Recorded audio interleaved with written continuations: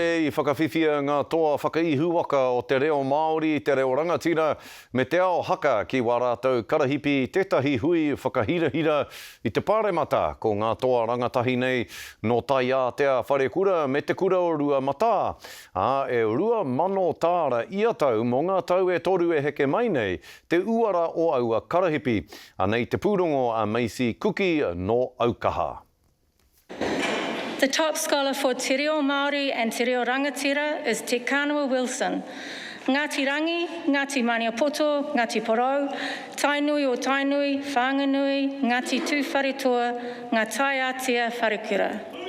E whakaeke ana a Te Kanawa Wilson o Ngāti rangi i te Tānerore o ngā toa whakaihu waka a te Manawapohatu McGarvey o Aotearoa.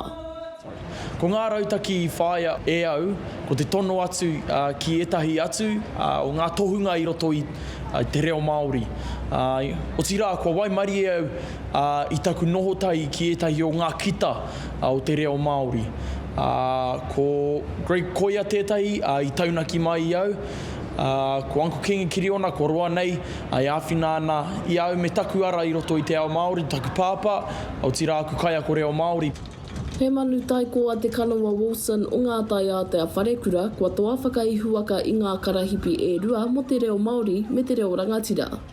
Ko tētai e waku tino matawara mō te reo Māori, kia whānui te kōrerotia o te reo Māori ki ngā wāhi katoa o Aotearoa. Kaua noa ki ngā kura Māori, kaua noa ki ngā wharekura, kaua noa ki ngā kāinga reo Māori. Engari ke ia, ki pāremata nei, ki ngā whare kai o tēnā kamupene, o tēnā pakihi. Waimari e katoa au, i tipu ake au, i mato ai taku tipu i roto i te ao kapahaka. O reira, koira pēr tētahi ngā taki i puta ai taku ihu. Te Tohu a Tānerore, the top scholar for te ao haka is Manawapohatu McGarvey Borrell, Ngai Tūhoi, te whakakotia, te aroa, Ngāti Ranginui, Ngai te rangi, te kura kaupapa Māori o Ruamatā.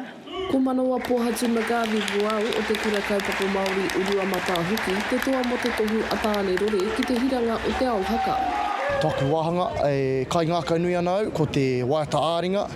I pērai, te mea, ko ira pēr te wahanga o te hōtaka haurawa me ki, o roto te ao kapahaka. Ka whakawhiwhia ki ia toa whakaihu waka o ia kaupapa he rua mano tāra mo te toru tau e haere ake nei. He oi ka tāparahia mo te kanawa.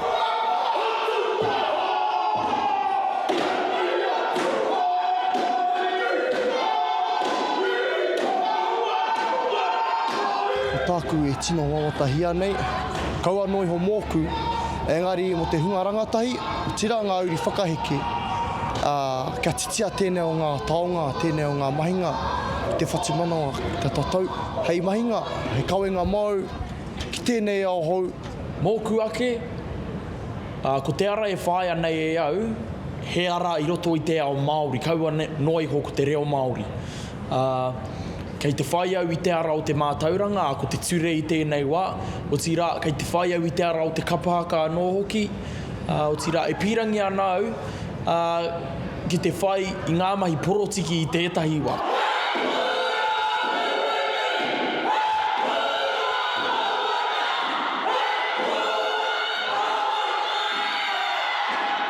Me mihi ka tika rā tātai ki nei toa whakaihu waka o ngā kaupapa Māori i te ao mātauranga. Ko wai ka mōhio he hara o rātou whiwhinga a te wā. Macie Kuki, Aukaha News.